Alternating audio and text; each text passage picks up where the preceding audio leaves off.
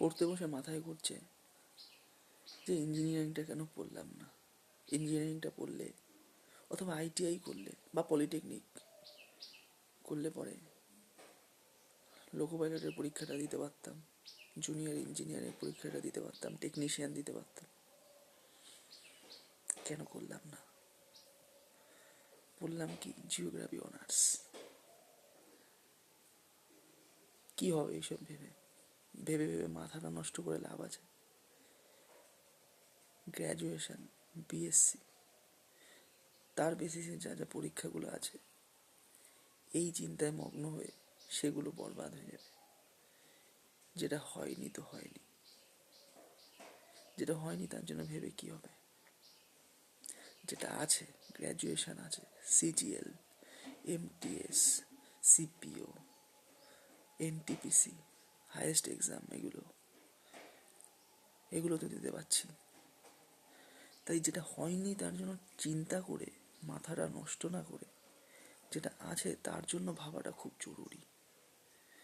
আর যেটা নেই সেটার জন্য একদমই 0%, 1%ও ভাবা উচিত নয়। যেটা আছে তার জন্য ভেবে সেই এক্সামগুলো খুব ভালো করে দেওয়া এবং তার প্রিপারেশনটা 100% নেওয়া। আর আলতু ফালতু এসব ভাবা, টেকনিশিয়ান দিতে পারতাম, এএলপি দিতে পারতাম যদি আইটিআইটা থাকতো, করা হয়নি। সিজিএল নেব, এনটিপিসি নেব, হ্যাঁ তার জন্য ভালো করে প্রিপারেশান করতে হবে, এই চিন্তা নিয়ে আগাতে হবে। না হলে কিন্তু আদারওয়াইজ আফসোস, মানুষকে পস্তাতে দেয়, মানুষকে অনেকটা পস্তায় মানুষ এইসব আফসোস নিয়ে। তাই যাতে পস্তাতে না হয় তার জন্য একটাই চিন্তা করো, তোমার যা ডিগ্রি আছে সেই ডিগ্রিতে যেই এক্সামগুলো আছে সেইগুলো একদম তার জন্য ভালো প্রিপারেশান নিয়ে ভালো করে দেওয়া, আর সাকসেস তাতেই আসবে। এটা হলো না, ওটা হয়নি, এই অপশানটাই রাখবে না জীবনে বা মাথায়। তো থ্যাংক ইউ সো মাচ, আশা করি বুঝতে পেরেছো তোমরা। এটা আমারও মনে হয়, তাই ভাবলাম তোমাদের সাথে শেয়ার করি।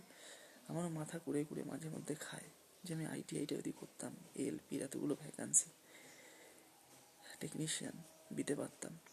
তাই আফসোস আমি এখন করতে চাই না। বেসিক্যালি যা আছে গ্র্যাজুয়েশন, পিএসসি, তার যা এক্সামগুলো আছে সেইগুলো ভালো করে দিতে চাই। আর এটাই নিজেকে বোঝালাম যে সেই সব ভাবা সবই বৃথা জিনিস। কারণ এখন আইটিআই করার বয়সও নেই, 27 বছর বয়স, কবে করবো আইটিআই আর কবে পাবো চাকরি? তো দরকার নেই। যেটা আছে, এনটিপিসির এক্সাম আছে, সিজিএল আছে, এমটিএস আছে, বেস্ট এক্সাম, আর এইগুলো ভালো করে আমাকে দিতে হবে। আর যাদের এরকম ধরনের মাইন্ডসেট তৈরি হচ্ছে যে যদি করতাম, তারা একদম ভেবো না বস, যা ডিগ্রি আছে ভালো করে খেটে যাও, বাকিটা ভগবানের হাতে।